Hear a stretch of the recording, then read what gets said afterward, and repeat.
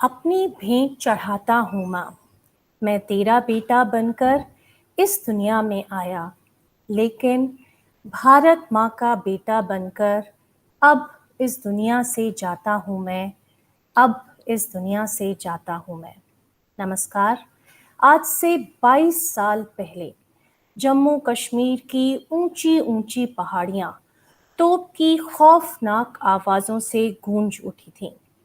सन 1999 में यहाँ की 17-18 हजार फीट की ऊंचाइयों पर कारगिल का दिल दहलाने वाला युद्ध लड़ा गया, जिसमें हमने जोरदार जीत हासिल की थी।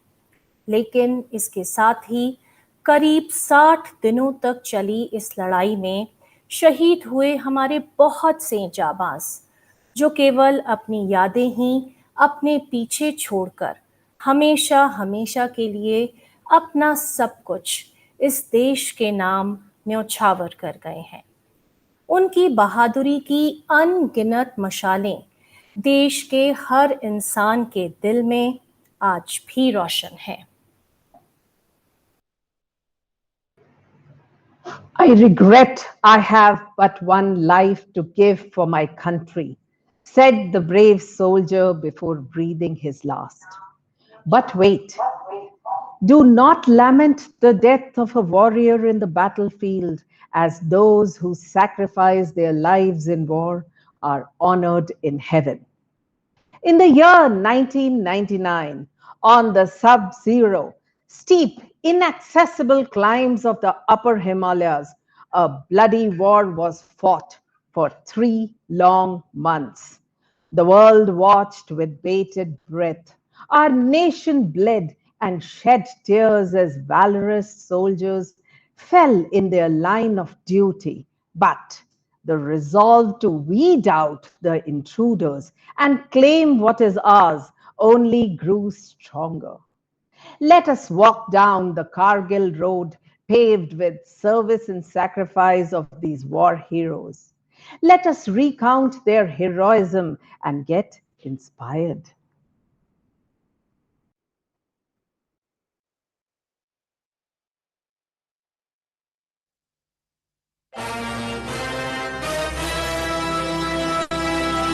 हिमालय की बुलंदी से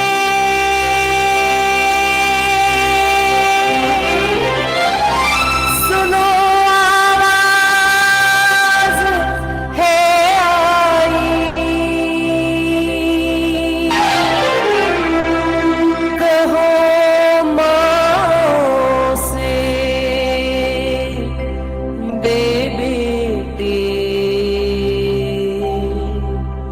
कहो बहनों से दे भाई।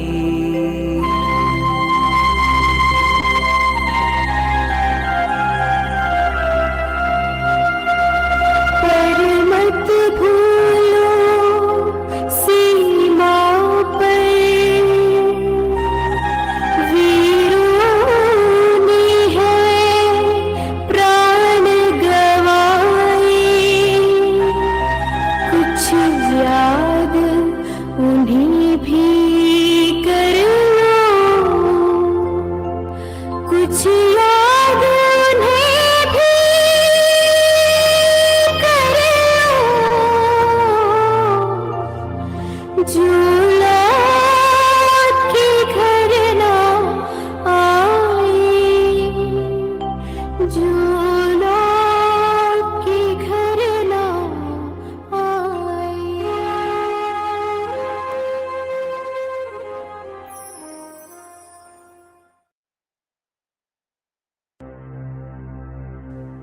200 सालों की गुलामी के बाद 15 अगस्त 1947 को हमारे भारत ने आजादी की सांस ली, जो लाखों सपूतों की कुर्बानियों की बदौलत हासिल हुई। इसके साथ ही अस्तित्व में आया नापाक दुश्मन Pakistan.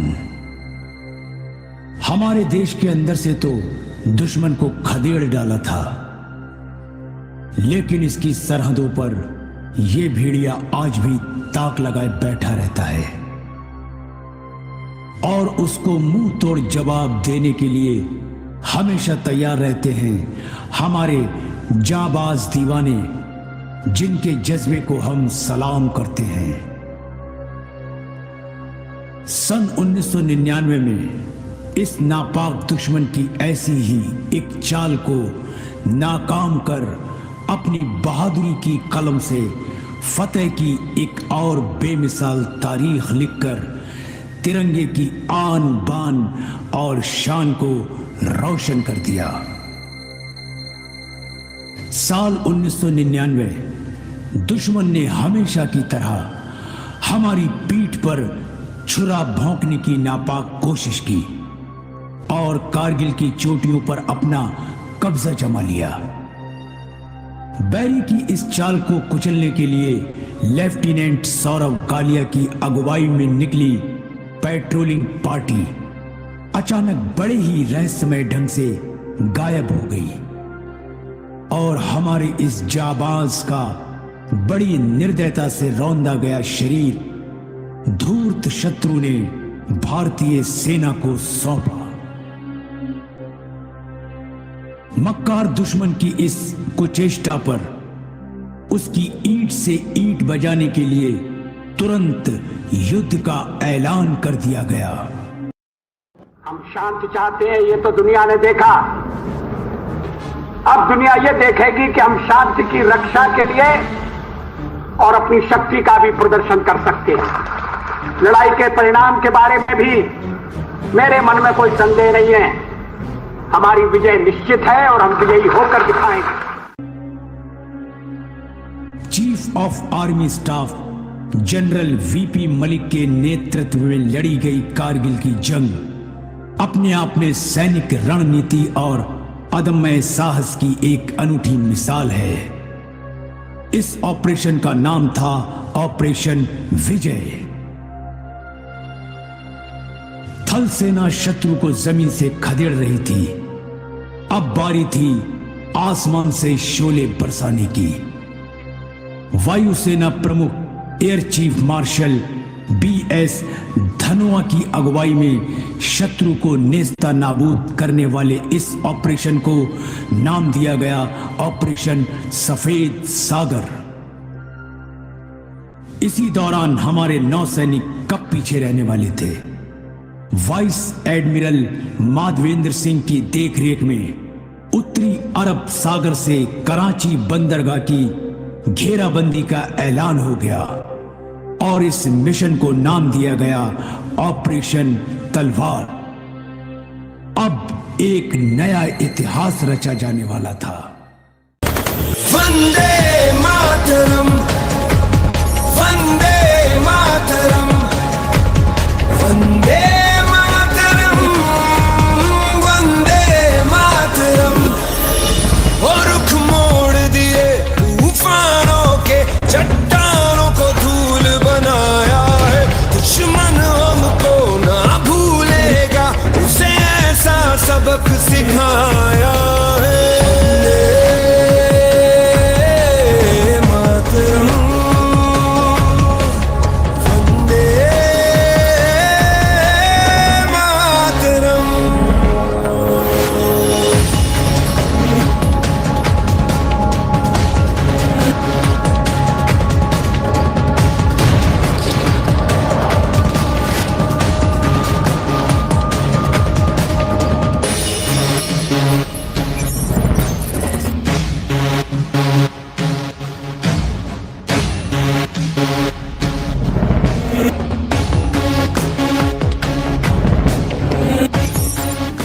Joshi on the radio set.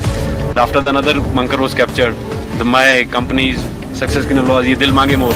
चाहे आंधी चले तूफान उठे, बढ़ता ही रहे तू रुके नहीं। जब तक है फलक, जब तक है जमीन, मेरा दिल ये कहे कभी झुके नहीं। बस यूं ही लहराए तिरंगा,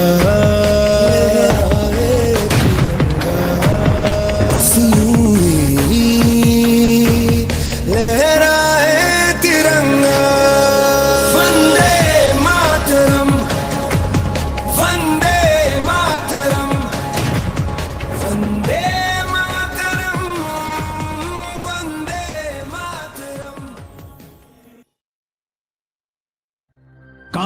युद्ध लड़ने वाले 20 से 25 साल की उम्र के हमारे नौजवान सैनिक शेरों की तरह दुश्मन पर टूट पड़े और विश्व पटल पर भारत की विजय का डंका बज उठा। कारगिल की ये विजय नए भारत की नींव का पत्थर साबित हुई और जाबाजों के खून की हर एक बूंद ने हमारे आज को सींचते हुए हमें ये प्रेरणा दी है, बढ़ो आगे, मत रुको, पूरी शक्ति से, निर्भयता से हर संभव पहाड़ को जीत लो, क्योंकि जब संपूर्ण विश्व के शीर्ष शिखर पर हमारा तिरंगा लहराएगा, तब ऐ मेरे देशवासियों, हर दिन विजय दिवस कहलाएगा, हर दिन विजय दिवस कहलाएगा, हर दिन विजय दिवस कहलाएगा। जय हिंद, जय भारत।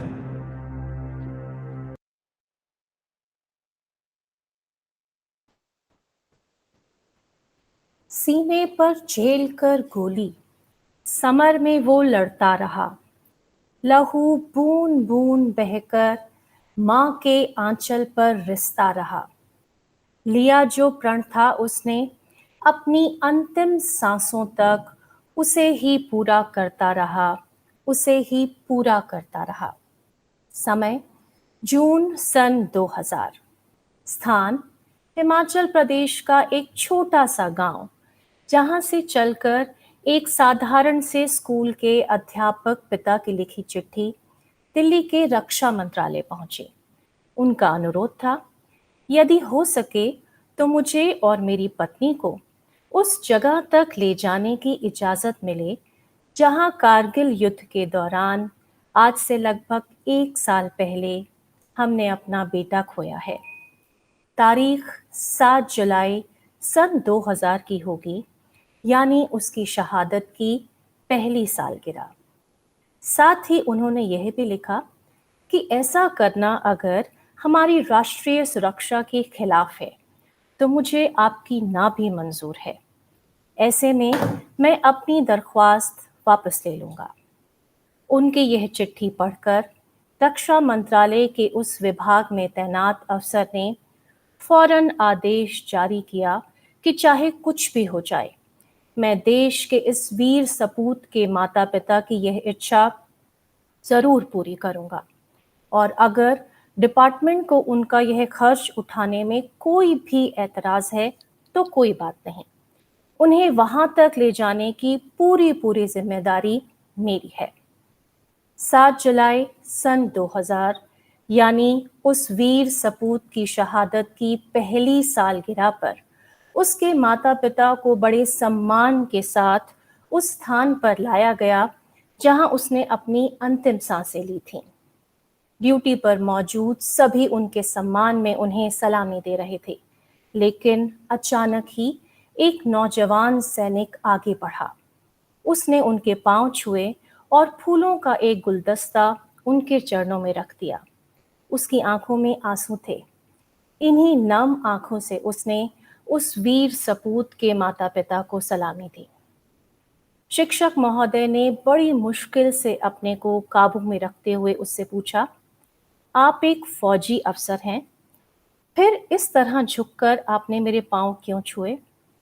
उन्हीं नम आंखों से सर झुकाए उसने जवाब दिया, सर, उस दिन मैं आपके बेटे के साथ था और उनकी इस महान कुर्बानी का एकमात्र गवाह भी मैं ही हूँ। हम पाकिस्तानी बंकर से 30 फुट की दूरी पर एक पहाड़ी के पीछे छिपे थे। दुश्मन एक पल में हजारों गोलियां हम पर बरसा रहा था। कुछ कर गुजरने का मौका अब हमारे सामने था, या तो इस पार या उस पार। मैंने आगे बढ़कर कहा, सर, अब समय आ गया है, मैं डेथ चार्ज के लिए जा रहा हूँ। मैं जैसे ही हैंड ग्रेनेड से उन पर हमला करूँगा, आप उनके बंकर को अपने कब्जे में ले लेना। मैं दुश्मन के बंकर की तरफ दौड़ने ही वाला था कि सर ने मेरे हाथ से ग्रेनेड छीन लिया और कहा, तुम पागल तो नहीं हो गए हो? तुम्हारी पत्नी है, छोटे छोटे बच्चे हैं, उनका क्या होगा? मेरी तो कोई बात नहीं। डेथ चार्ज मैं लेता हूँ, तुम बस कवर करो। फिर क्या था, सर ने कुछ नहीं देखा और दुश्मन को चकमा देते हुए उसके बंकर को तहस नहस कर डाला। अब वह हमारे कब्जे में था, लेकिन इसके साथ ही आपके बेटे का शरीर भी मेरी बाहों में था। दुश्मन की 42 गोलियां खाकर भी उनका हौसला नहीं टूटा था। उन पलों में भी बस उन्होंने यही कहा, जय हिंद। उनके चरणों में मैं फूल चढ़ाना चाहता था, लेकिन मुझ बदनसीब को यह मौका भी नहीं मिला। इसलिए सर, ये आज मैंने आपके चरणों में चढ़ा दिए हैं। दोस्तों, आप जानते हैं, इतना होने पर भी उस वीर सपूत के पिता की आंखों में आंसुओं का एक कतरा भी नहीं था। उन्हें अपने बेटे की उस कुर्बानी पर केवल गर्व था। वे अपने साथ एक कमीज लेकर आए थे, जिसे उन्होंने बड़े प्यार से अपने बेटे के फौजी साथी को देते हुए कहा, बेटा, ये मैंने पिछले साल खरीदी थी।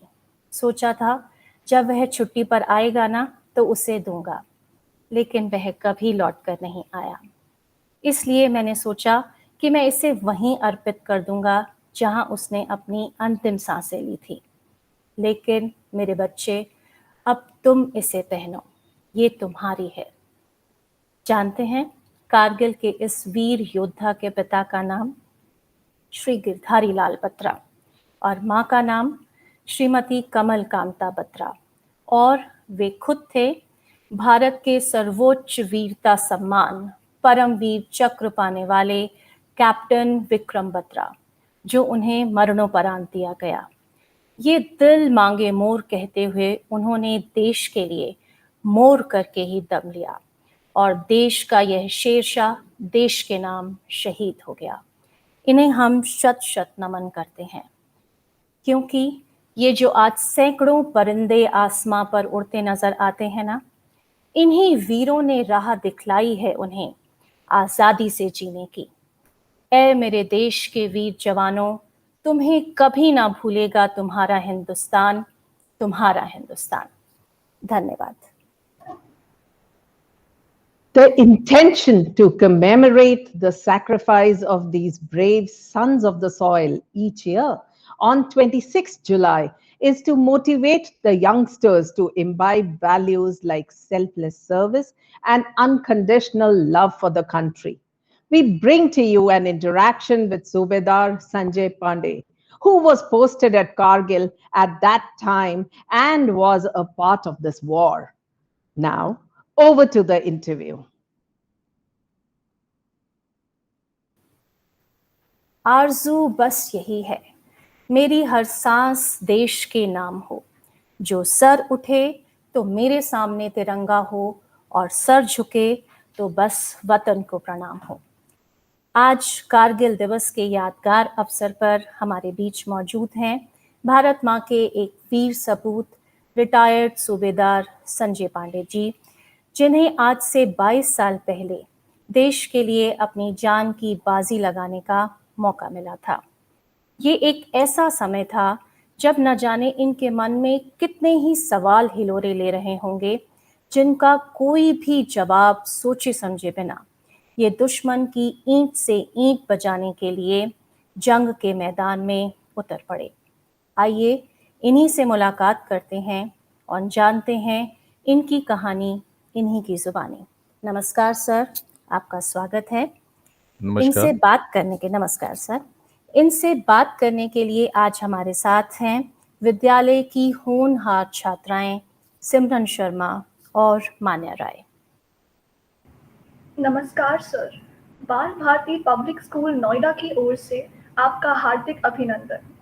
सर, हर नौजवान के मन में अपने भविष्य की रंगीन कल्पनाएं होती हैं। हमें पूरा विश्वास है कि आपके मन में भी भारतीय फौज में आने से पहले ही अपने देश के लिए मर मिटने का एक अटूट जज्बा रहा होगा। हमें बताइए कि आपको इसकी प्रेरणा कहाँ से मिली? सबसे पहले तो मैं आप सभी लोगों को बधाई देना चाहता हूं आज के इस पावन पर्व, क्योंकि ये हमारा बहुत ही महत्वपूर्ण पर्व है। इसे देश ही नहीं पूरा संसार भी इसे नमन करता है इस दिन को, और ये मेरा सौभाग्य रहा कि मैं भी इसका एक हिस्सा रहा। देश के प्रति सेवा की भावना तो बचपन से थी मेरे में, लेकिन जो देश के प्रति प्यार, मर मिटने की प्रेरणा मुझे मेरे पिताजी से मिली। मेरे पिताजी इन्फेंट्री यानी कि लद्दाख स्काउट सेना में सेना से सेवानिवृत्त हैं, और उन्हें मैं बचपन से देखता आ रहा था। तो कहीं ना कहीं वो जज्बा जो है मेरे अंदर बचपन से ही कूट के भरा हुआ था। और वो सर्विस में थे और मैं घर पे था। जब वो छुट्टी आते थे तो बहुत सारी कहानियां बताते थे कि हमने ये देखा, हमने ये किया, हमने उस समय बहुत 1965 और 71 की लड़ाई में मेरे फादर इन्वॉल्व थे, और मुझे भी वो सौभाग्य मिला कि मैं भी एक लड़ाई में शामिल हो पाया। ये मेरी किस्मत थी। जब मैं क्लास 9th में था तभी मुझे एक ऐसा एहसास हुआ, मैंने देखा कि यहाँ मतलब सिविल में रहते हुए भी कुछ बच्चे जो है यूनिफॉर्म पहन के और उस चीज मतलब उस जज्बे को जी रहे हैं, उस रूटीन को फॉलो कर रहे हैं जो एक डिफेंस सर्विस में किया जाता है। तो मैंने 9th में एनसीसी ज्वाइन की, नेशनल कैडेट कोर, और अपने पढ़ाई के साथ साथ फिर मैंने एनसीसी किया, एनसीसी बी सर्टिफिकेट लिया, फिर एनसीसी सी सर्टिफिकेट्स लिए। जज्बा वहीं से मतलब कायम था, और उसमें भी बहुत अच्छे अच्छे काम किए। जितने भी हमें टास्क मिलते थे, जो भी थे, हम मतलब अच्छे कहते टॉप मोस्ट में आते थे, और हमें अवार्ड भी दिया जाता था, मतलब ऑनर भी दिया जाता था उस समय भी, मतलब स्कूल टाइम पे। और 12th करते करते मैं 4 मार्च 1990 को फौज की तैयारी साथ साथ शुरू कर दी थी। 4 मार्च 1990 को मैंने आर्मी ज्वाइन कर लिया, और तब मात्र मेरी उम्र थी 19 साल 2 महीने। उस दिन से कारगिल की लड़ाई। जी जी सर। बताएं। सर, कारगिल की लड़ाई सन 1999 में हुई थी, परंतु आप उससे पहले से वहां तैनात थे। हमने सुना है कि वहां का माहौल, वहां की जलवायु बहुत ही विपरीत रही थी। सर, अपने कुछ अनुभवों से हमें साझा कीजिए। कारगिल एक ऐसा दौर था जो हमारे जहन से कभी मिटता नहीं है, और जब हम उसके बारे में सोचते हैं और वहाँ की जलवायु, वातावरण, जो भी माहौल जिसको आप कह लीजिए, हमारे अनुकूल थी नहीं, प्रतिकूल मतलब विपरीत स्थिति में बहती थी। और उससे पहले मैं वहाँ पे पोस्टेड था, वहाँ की एक यूनिट थी। वैसे मैं ईएमई कोर में था, और कोर जो होती है वो सपोर्टिंग फोर्स में होती है, और इन्फेंट्रीज जो होती है वो फ्रंट लाइन टीम होती है जो दुश्मनों से लड़ती है, और उनको लड़ने के लिए जो भी चीजें मुहैया कराई जाती हैं वो सपोर्टिंग फोर्स देती है, जिसमें बहुत सारी आर्मी सप्लाई कोर्स हैं जिसका काम है सप्लाई देना। हमारी EME electronic and mechanical engineer से उनको टेक्निकल सपोर्ट देना, पूरा मतलब उनके जितने भी इक्विपमेंट्स हैं सारी चीज़ों को प्रॉपरली हैंडल करना। और एक ऑडियंस स्कोर होती है जो जितने भी रसद हैं हमारे, एमनिशंस हैं, बाकी चीज़ें हैं, खाने पीने पहनने ओढ़ने की जो भी चीज़ें हैं, वो ये सपोर्टिंग फोर्स का काम था। बट ऐसे सिचुएशन में जब जब वॉर डिक्लेयर हो जाता है तो उसमें सारी चीजें एक तरफ कर दी जाती हैं। First we are soldier, first we are for the nation, then other work. तो 1997 में मैं मार्च 2000 से लेकर के मार्च 2001 तक मैं उस वैली में था, और ये घटनाक्रम जो है 1999 की है। तो 97 में जो मैं पोस्ट हुआ था उस समय भी ये गतिविधियां पहले से चल रही थी। इन्होंने बहुत बार कोशिश करी कि इस स्थान को कारगिल के स्थान को कैप्चर करने की बहुत बार कोशिश की, बट हमेशा नाकाम रहे। और 3 मई 1999 कारगिल की पहली शुरुआत थी। और हम उससे पहले वहां पोस्टेड थे उसकी अंतरिम सुरक्षा के लिए। मैं वहां था। आपने आरआर का नाम सुना होगा। राष्ट्रीय राइफल्स बनाए गए हमारे, जो जो जितने भी अंतरिम सुरक्षा के लिए कुछ हमारे अलग अलग बटालियंस खड़ी की गई कि जिस हम जा करके बीएसएफ के साथ या वहाँ के जो स्पेशल टास्क फोर्स है, वहाँ की पुलिस है, उनको मदद देते हुए हम भी उनका सहयोग कर सके। तो वहाँ श्रीनगर की स्थिति ऐसी बन चुकी थी कि मिलिटेंसी बहुत आगे बढ़ चुकी थी, तो राष्ट्रीय राइफल का गठन करना पड़ा। तो अभी इस समय तो 150 से ऊपर राष्ट्रीय राइफल्स है वहाँ पे। मैं 13 आरआर यानी 13 राष्ट्रीय राइफल में कुमाऊं की थी, कुमाऊं रेजिमेंट की, मैं वहां पे पोस्टेड था। तो वहां पे जब ये घटना 3 मई को सुनाई दी कि ऐसे ऐसे स्थिति हुई है और कुछ मतलब ऐसी संवेदना जताई जा रही है, एक हमें मैसेज आया कि कारगिल की जो पहाड़ी है उस पर कुछ लोगों की गतिविधियां हुई हैं, और वो कौन लोग हैं, कैसे लोग हैं, ये अभी पूरा पता नहीं चला है। बट वहां पे कुछ हमारे देश से विपरीत लोग, मतलब अलग लोग हैं, जो वहां पे गतिविधियां कर रहे हैं। और उस समय, और ये गतिविधियां कुछ पहले से शुरू थी। तो वहां का एक जो चरवाहा है, मतलब एक था दूध वाला, उसने पहले इंफॉर्मेशन दी वहां के हमारे नजदीकी डिफेंस में। और फिर इसके बाद फिर जब उसके लिए हमें आगे बढ़ना पड़ा, और आगे हम क्या बोलते हैं, उसके लिए गए, पेट्रोलिंग के लिए गए। तो पेट्रोलिंग के लिए जब हम वहां पे गए हैं, तो हमारे ऊपर उनके तरफ से कुछ फायरिंग से स्टार्ट हुई। तो जब फायरिंग शुरू हुई तो इसके बाद लगा कि नहीं, ये हमारे देश के लोग नहीं हैं, ये बाहर के लोग हैं। अब वो बाहर के लोग कैसे हैं, क्या है, कि ये भी अभी तक कुछ भी नहीं पता चला था। धीरे धीरे धीरे धीरे जब चीजें, हमारे काफी जवान, तकरीबन उसमें 5 जवान तो इन ऑन स्पॉट डेथ कर दिए गए पेट्रोलिंग टीम की, और पूरी पेट्रोलिंग टीम 2 दिन तक लापता थी। उनको मतलब उन्होंने अपना सेफ्टी करने के लिए कुछ लोगों ने अपनी अपनी जगह ली थी, और कुछ लोग मर गए। फिर बाद में 2 दिन के बाद में उनसे सूचना मिलती है, फिर हमारी बाकी टीम जाकर के उनको सपोर्ट करती है। और आगे मतलब कहानी लंबी है, ये सारी कहानी आप लोग जानते भी हैं।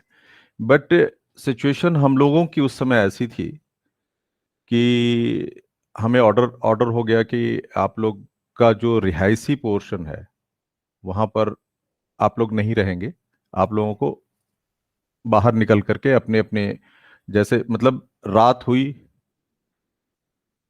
जैसे दिवाली हम यहाँ पे मनाते हैं, वहां पे हम गोलियों की आवाज सुनते थे, हम यूज करते थे, हम एक दूसरे, मतलब इतना ज्यादा डर था। और एक बार का वाकया है, उसी दौरान हम लोग, हमारी फ्रंट टीम कारगिल की तरफ मूव कर गई थी, हमारी रियर टीम और एक क्यूआरटी होती है, क्विक रिएक्शन टीम, जो पूरे डिफेंस में मतलब हर एक पलटन में होती है। तो उसका काम ये होता है कि जहां पे भी कोई भी हलचल है उसको तुरंत एरिया को पूरा कॉर्डन करते हैं, कॉर्डन करके सर्च करना कि यहाँ पे क्या प्रॉब्लम हुई है, क्या चीजें हैं, कोई ऐसी गतिविधि तो नहीं है जो हमें अवरोध, हमारी सुरक्षा में अवरोध पैदा करती है। तो तकरीबन एक समय आया 3 जून 2000 सॉरी 3 जून 98 की बात है। 99 में वॉर हुआ। उस समय मिलिटेंसी जो चरम सीमा पे थी ही, हमारी यूनिट पे अटैक हुआ और हमारी यूनिट में से तकरीबन 22 जवान उन्होंने ऑन स्पॉट मार गिराए। और वो 4 लोग थे और एकदम आधी रात को यह हमला किया, नाइट विजन गॉगल लगा करके। इसके बाद हमें, जैसा ये कहानी हुई, हमें वहां से 1 हफ्ते के अंदर कुपवाड़ा बॉर्डर पर हमें हमारी आधी टीम को तैनात कर दिया गया और आधी टीम हमारी दराज की तरफ चली गई। और दराज की तरफ जब हम लोग आधी टीम गई तो उसमें से हमें भी सपोर्टिंग फोर्स के लिए भेजा गया। और दराज कारगिल का बेस था। वहां पर स्थिति ऐसी रही कि न कभी खाना पीना, कैसे हमको रहना है, किसी को कुछ पता नहीं था। बस जो अगले ऑर्डर का हमें इंतजार करना होता था कि हमें क्या करना है और कैसे दुश्मनों से जाकर के भिड़ना है। रात में ऑर्डर होना कि 2:30 बजे हमें मूव करना है और 35 मिनट 40 मिनट के अंदर में हमें इस जगह पे पहुंचना है। उस समय हमारा सपोर्टिंग, जब हम उस पोर्शन पे पहुंच गए, दराज पोर्शन पे, तो ये था कि अंदर से कहते हैं कि ममता, प्यार बच्चों के प्रति जागृत तो होता है इंसान, हम भी हैं, बट सबसे पहले कर्म को देखते हुए कि नहीं, हमारा सबसे पहला फर्ज, सबसे पहला प्यार, पहला प्यार जिसको कहते हैं, उस समय हमारा होता है देश। तो देश के लिए वो जज्बा, क्योंकि मोटिवेट हम एक दूसरे को करते रहते थे वहां पे। कभी मन विचलित होता था, कभी क्या बोलते हैं, जब देश को सोचते थे तो ये रहता था कि नहीं, ये सब चीजें माइनर हैं और हमें जो फोकस करना है, हमारे दुश्मन को हमें हराना है और किसी तरीके से अपने देश को बचाना है।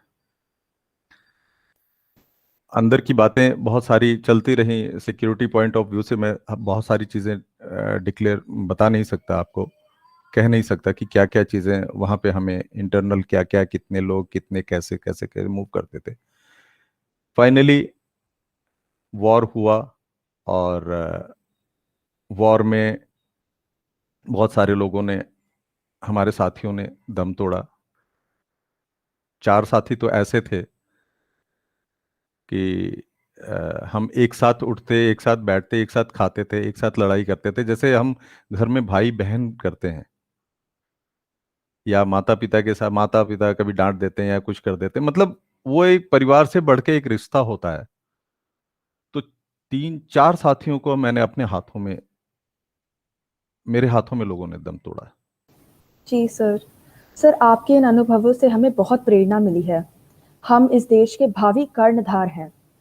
हमारी इस युवा पीढ़ी को आप क्या संदेश देना चाहते हैं?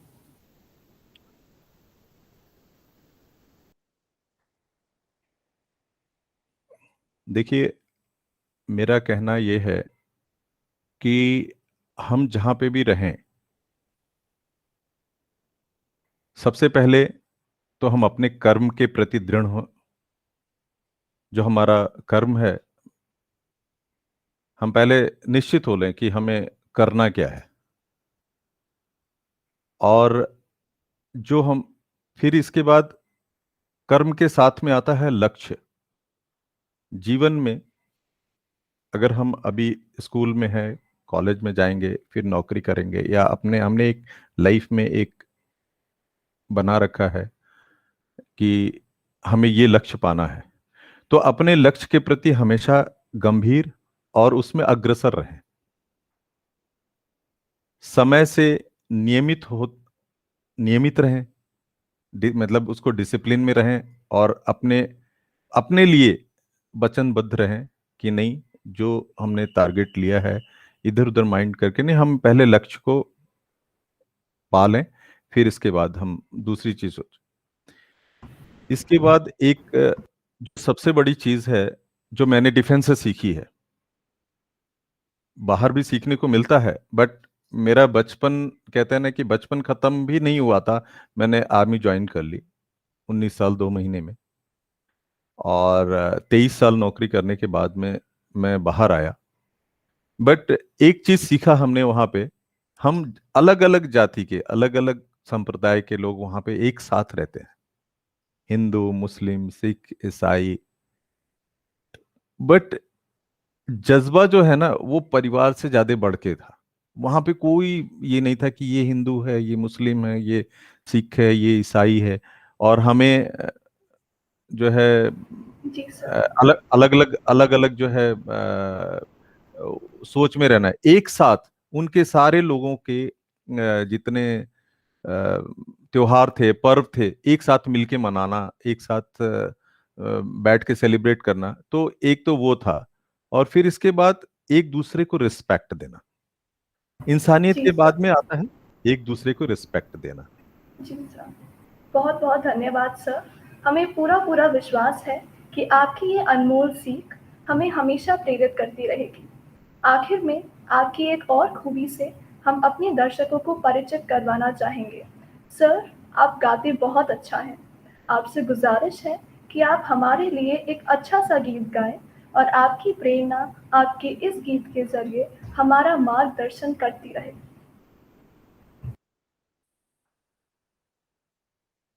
आपने एक गीत के लिए बोला है, और एक चीज मैं और भी बता दूं इस गीत को शुरू करने से पहले, कि ये हमारा कर्म था और हम डिफेंस में गए, लेकिन उसके साथ साथ मेरी एक हॉबी थी सिंगिंग की बचपन से। वो डिफेंस में रहते हुए भी मैंने उसको मरने नहीं दिया, उसको हमेशा कायम रखा, और धीरे धीरे करते करते आज आफ्टर रिटायरमेंट मैंने अपना इसमें करियर बनाया, और कहते हैं ना, बंदूक से लेकर के माइक तक का सफर तय किया। तो उसकी एक छोटी सी झलक आपको मैं यहां देता हूं।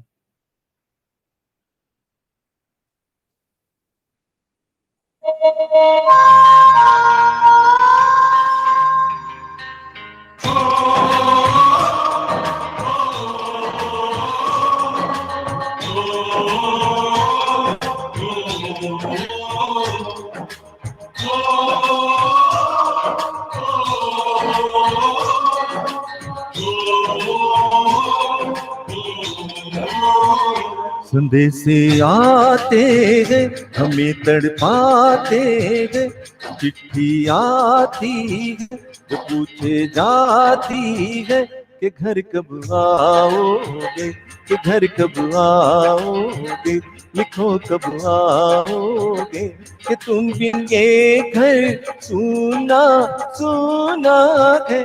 संदेशे आते हैं हमें तड़पाते हैं, चिट्ठी आती है पूछे जाती है, कब आओगे, लिखो कब आओगे, लिखो कब आओगे, कि तुम बिन के घर सुना सुना है।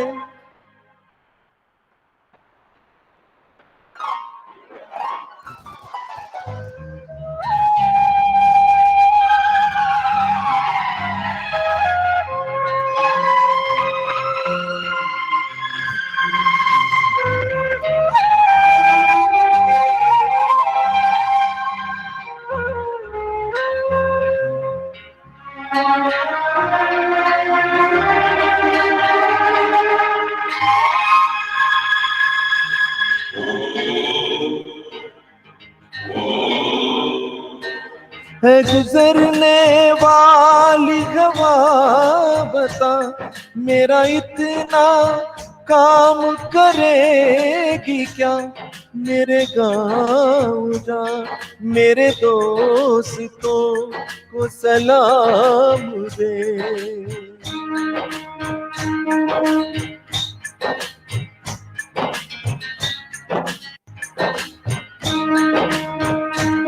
मेरे गाँव में है जो वो गली जहाँ रहती है मेरी दिलरुबा, उसे मेरे प्यार का जाम दे, उसे मेरे प्यार का जाम दे। वही थोड़ी दूर है घर मेरा, मेरे घर में है मेरी बूढ़ी माँ, मेरी माँ के पैरों को छू के तू उसे उसके बेटे का नाम दे। है गुजरने वाली हवा जरा मेरे दोस्तों मेरे दिलरुबा, मेरी माँ को मेरा प्याम दे, उन्हें जाके तू ये प्याम दे।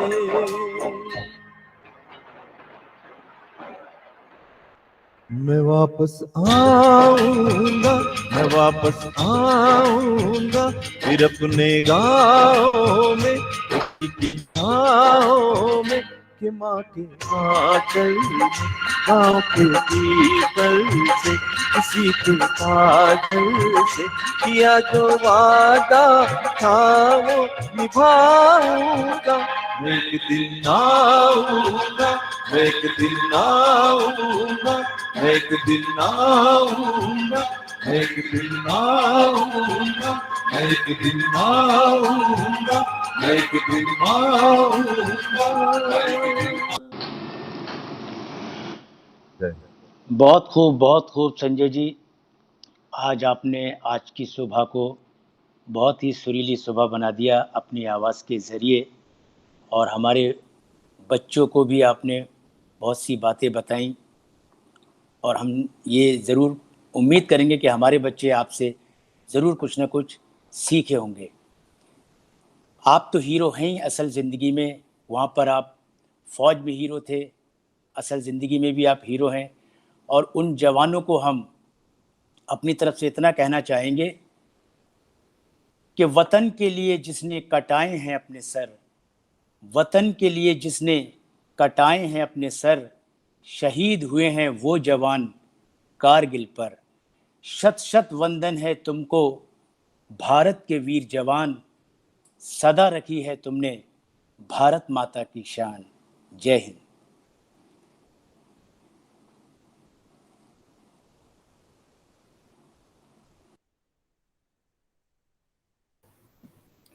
बहुत बहुत धन्यवाद सर आपका।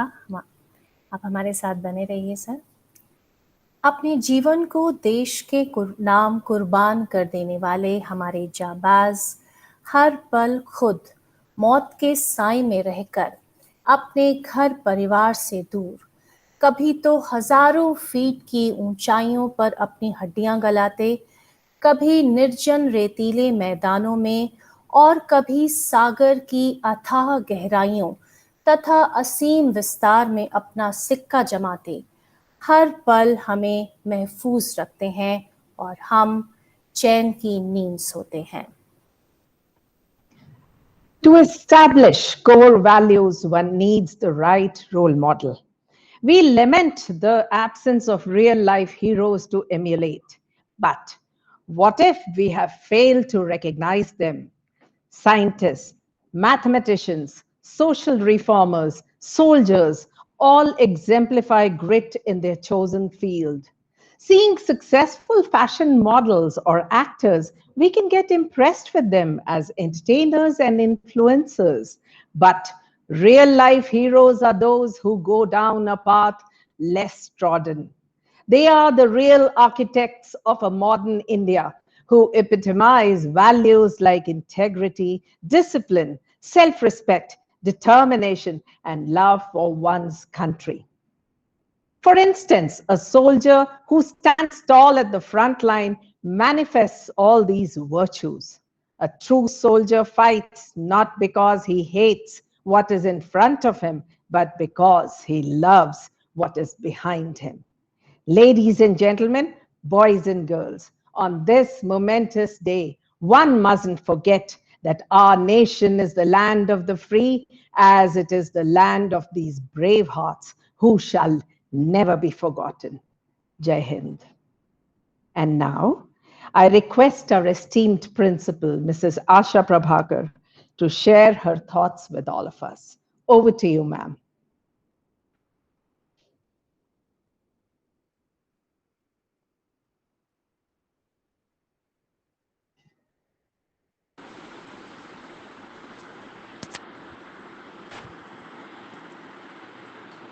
Good morning, all of you. And what a assembly, what a tribute by the school staff and students of Bal Bharati on an occasion like this. And on behalf of all of us, I would like to thank Mr. Sanjay, who spared his valuable time today to be with us and shared his experiences. Mr. Sanjay, your narration must have inspired my school children to become Faujis in the future. Dear parents and dear students, it is my sincere wish that out of a class of 46, I desire minimum 20 to join the armed forces. Today, we sleep with peace. Today, we feel protected. Today, we are a part of free India because our heroes are our Faujis. And according to me, when we were discussing about the program, I was thinking and I was asking the teachers, define a real hero. Is it Shah Rukh Khan, Salman Khan, or Amir Khan? No, children, according to me, today we have Mr. Sanjay, a real life hero.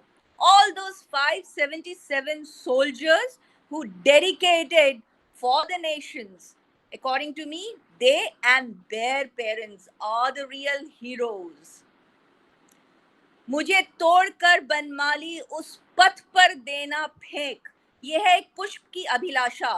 मुझे तोड़कर बनमाली उस पथ पर देना फेंक, जिस पथ पर जाएं वीर अनेक. इसी के साथ आज के दिन उन सभी शहीदों को शत शत नमन. जय भारत, जय Hind. And on this note, my compliments to the staff for conducting and paying a tribute to the heroes. Well done, my dear children and my dear staff. Keep it up. Thank you and Jai Bharat once again. Thank you, ma'am. Now, all the attendees are requested to rise for the national anthem.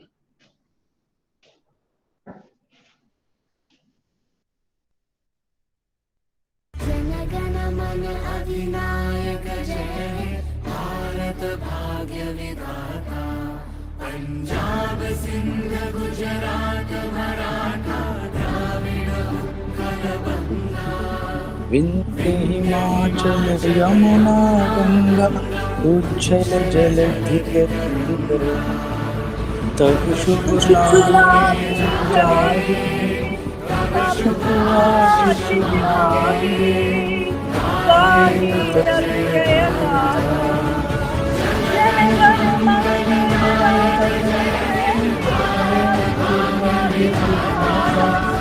Jai